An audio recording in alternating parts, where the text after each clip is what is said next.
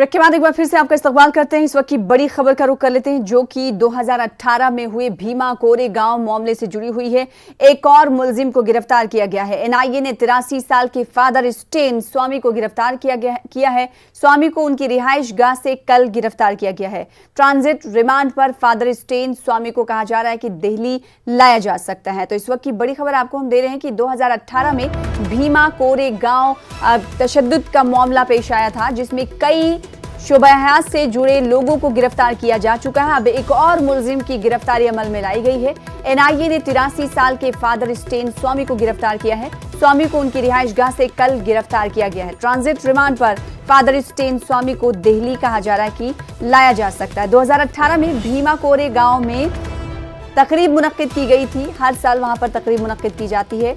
दलित समाज एक अकीदा रखता है भीमा कोरेगांव पर, और जब ये तकरीब का इनेकाद किया गया था तो उस वक्त दलित और मराठा समाज के दरमियान झड़पें हुई थी, तशद्दुद बढ़ गया था।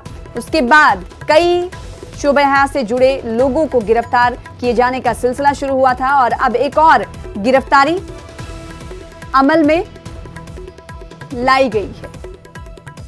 शंकर आनंद हमारे साथ, हमारे नुमाइंदे इस खबर पर मजीद जुड़ रहे हैं। शंकर आनंद, ये गिरफ्तारी कहां से अमल में लाई गई? क्योंकि कहा जा रहा है कि स्टेन स्वामी को उनकी रिहाइश गाह से गिरफ्तार किया गया है, और ये भी इंफॉर्मेशन है कि ट्रांजिट रिमांड पर इन्हें दिल्ली भी लाया जा सकता है। और ये भी अगर हम अपने नाज़रीन को कहें तो अब तक जो गिरफ्तारियां एनआईए ने की है इस पूरे मामले पे, सबसे ज्यादा उम्र के फादर स्टेन ही हैं।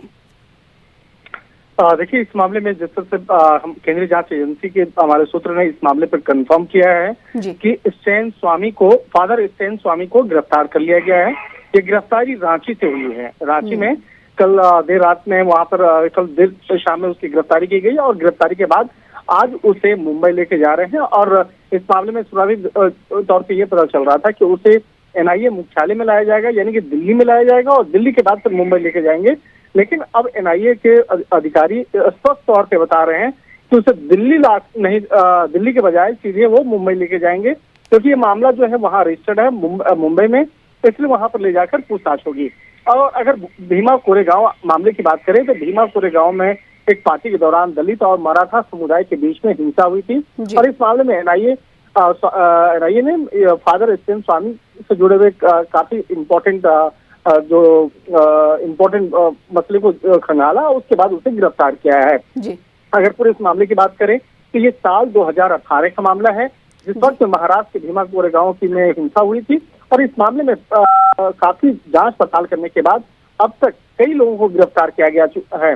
और इस मामले में जिस तरह से अगर फादर की बात करें तो ये रांची में नामकुम स्थित जो एक इलाका है, वहां पर बगीचा स्थित उनका आवास है, और वहां पर पहुंचने के बाद तकरीबन 20 मिनट तक एनआईए की टीम फादर स्वामी के घर में पहुंच करके वहां पर पूछताछ करने के बाद उनको नोटिस दिया गया और उनको बताया गया कि आपको औपचारिक तौर पर गिरफ्तार किया गया है। तो इत्तलात ये भी है कि इससे पहले भी पूछताछ फादर स्टेन स्वामी से की जा चुकी है।